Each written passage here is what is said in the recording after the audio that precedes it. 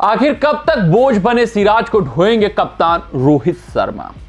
हां, अगर हम बात करें भारतीय गेंदबाजी विभाग की तो वहां पर जसप्रीत बुमराह यार अकेले पड़ जा रहे हैं। अब तरस आने लग रही है जसप्रीत बुमराह के ऊपर। कब तक ये अकेले विपक्षी बल्लेबाजों के ऊपर वार करेंगे, कब तक ये अकेले कहर बर पाएंगे, कब तक ये अकेले भारतीय टीम को विदेशी सरजमी पर जिताएंगे, कब तक ये अकेले दमदार प्रदर्शन करेंगे। अब तो बाकी गेंदबाजों को उठना होगा, चेतना होगा, खासकर तेज गेंदबाजों को यह दिखाना होगा कि उनके पास जौहर है, काबिलियत है और विदेशी सरजमी पर जहां पर तेज गेंदबाजों के लिए मुफीद पिच होती है वहां पर वो धाक जमा सकते हैं।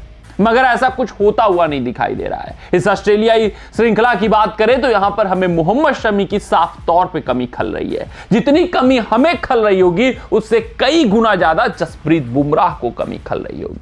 उसका कारण सिर्फ और सिर्फ एक गेंदबाज है, मोहम्मद सिराज। अगर अनुभव के तौर पे हम देखें तो मोहम्मद सिराज, जसप्रीत बुमराह, दो अनुभवी गेंदबाज भारतीय टीम में इस वक्त तेज गेंदबाजी करते हुए दिख रहे हैं। लेकिन जसप्रीत बुमराह अकेले पड़ जा रहे हैं। जसप्रीत बुमराह का साथ मोहम्मद सिराज नहीं दे पा रहे हैं और ना ही कोई छाप छोड़ पा रहे हैं। ऐसी बात नहीं कि हम सिर्फ विकेट कॉलम में उनका विकेट नहीं मिल रहा है इस वजह से चर्चा कर रहे हैं, या विकेट मिल भी जा रहा होगा तो वो विकेट बहुत महत्वपूर्ण नहीं हो पा रहे हैं साबित, जिस कारण से मोहम्मद शमी इस वक्त भारतीय टीम के ऊपर बोझ बन गए हैं। आप कहोगे यार पिछले मुकाबले में 4 विकेट उन्होंने लिया था, आप कहोगे पिछले मुकाबले में तो 3 विकेट पहले टेस्ट मुकाबले में लिया था। यह चर्चा क्यों? चर्चा इस वजह से कि आप उन 4 विकेटों का इंपैक्ट देखिए, आप उन 3 विकेटों का इंपैक्ट देखिए। मुकाबले में कुछ नहीं है। वो जब बल्लेबाज इस वजह से आ रहा है कि उसको जल्द से जल्द ऑल आउट होना है, उसको जल्द से जल्द स्कोर करना है और स्कोर करके 1 घंटे के लिए लास्ट में भारतीय बल्लेबाजों को क्रीज पर लाना है, तो उसका मकसद है कि सिर्फ और सिर्फ लप्पा साठ खेलना है। तो वहां पर कोई गेंदबाज विकेट लेकर चला जाएगा यार। उसमें मोहम्मद सिराज की काबिलियत कहां है? आप कहोगे 4 विकेट, मोहम्मद सिराज आकर प्रेस वार्ता में बताएंगे 3 विकेट बताएंगे, लेकिन काबिलियत कहां है? आप स्टीव स्मिथ का विकेट निकालो शुरुआती छड़ों में, आप निकालो उस्मान ख्वाजा का विकेट, आप निकालो मैक्सविनी का विकेट शुरुआती छड़ों में, तो माना जाए कि यार काबिलियत है। आप ट्रेविस हेड का विकेट निकालो शुरुआती छड़ों में, तो माना जाए काबिलियत है।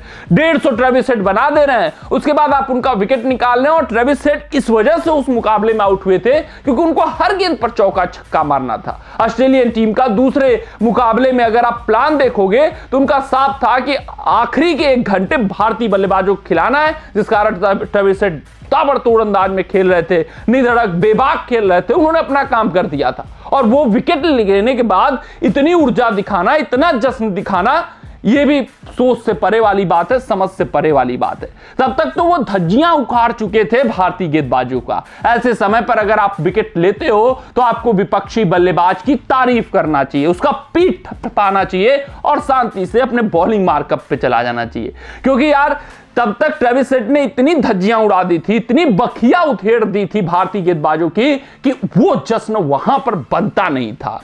वहां पर भारतीय टीम काफी पीछे हो गई थी। आपने देखा 10 विकेट से भारतीय टीम को हार का सामना करना पड़ा। तो वो 4 विकेट किसी काम के नहीं। पहले मुकाबले में भी आप देखोगे तो जो सिराज ने विकेट निकाले वो बहुत इंपैक्टफुल विकेट नहीं थे। तब तक बुमराह ने बहुत कुछ डैमेज कर रखा था, बुमराह ने अकेले दम पर दबाव बना रखा था। वो जो विकेट रहा, 1 विकेट इंपैक्टफुल वाला बुमराह के अलावा वो हर सी तरह आड़ा का रहा ट्रेविस हेड का विकेट। सिराज काफी साधारण गेंदबाजी करते हुए दिख रहे हैं। सिराज में वो गेंदबाजी में वो पैनापन नजर नहीं आ रहा है, ना ही स्विंग दिखाई दे रहा है, ना ही कुछ वो छाप छोड़ पा रहे हैं, ना ही किसी बल्लेबाजों को परेशान कर पा रहे हैं, ना ही प्रेशर एक छोर से बिल्टअप कर पा रहे हैं। बहुत सिराज पीछे हो चले हैं, सिराज बोझ बन गए भारतीय टीम के ऊपर। उसके बावजूद दर मुकाबले दर उनको बैक भारतीय टीम करते जा रही है। अब सवाल यही उठ रहा है कि कब तक मोहम्मद सिराज को भारतीय टीम ढोएगी, कब तक विदेशी सरजमी पर उनके ऊपर विश्वास करेगी, उनके अलावा कब तक और अन्य गेंदबाज को लाएंगे और कब चांस मिलेगा दूसरे गेंदबाजों को, यह सवाल उठ रहे हैं। मोहम्मद सिराज सिर्फ और सिर्फ अगर हम बात करें तो टेस्ट क्रिकेट में ही नहीं छाप छोड़ पा रहे हैं, बल्कि आप देखेंगे ओडीआई श्रृंखलाओं में वहां पर भी उनका साधारण प्रदर्शन आ रहा है। इसके अलावा अगर आप बात करें तो T20 फॉर्मेट की, तो वहां पर भी वो छाप नहीं छोड़ रहे थे, जिस कारण से उनको बाहर किया गया। और अगर हम बात करें श्रीलंका श्रृंखला की, वो श्रृंखलाओं को हटा दें तो ये बहुत साधारण गेंदबाज दिखे। कुछ बहुत अद्भुत काम अभी तक अंतरराष्ट्रीय स्तर पर सिराज द्वारा नहीं किया गया है। एक साधारण गेंदबाज अब वो नजर आने लगे हैं।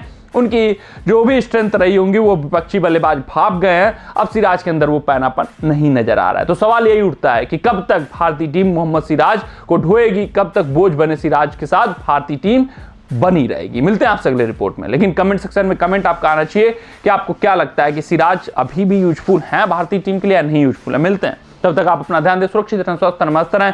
जय हिंद, जय भारत।